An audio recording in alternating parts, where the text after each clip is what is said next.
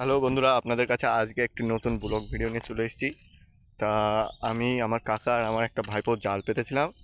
তা দেখতে আসলাম যে কি কি মাছ বাদে মাছ পেলেন।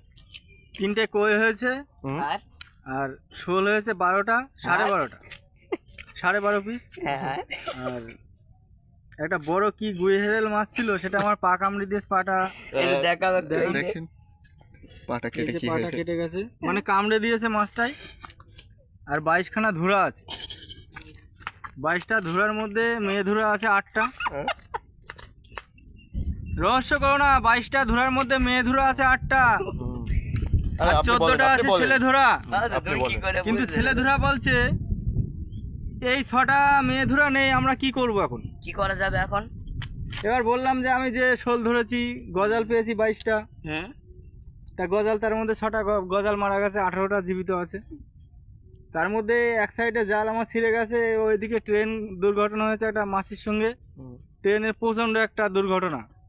আজ 2:10-এর যে ট্রেনটা ছিল শিয়ালদা টু বনগাঁ। এখন ওই খবরটা দেখতে গিয়ে আমার এক পাশে জাল ছিঁড়ে গেছে, এবার সে মাছ তো সব চলে গেল। কি করব সেই চিন্তা করছি।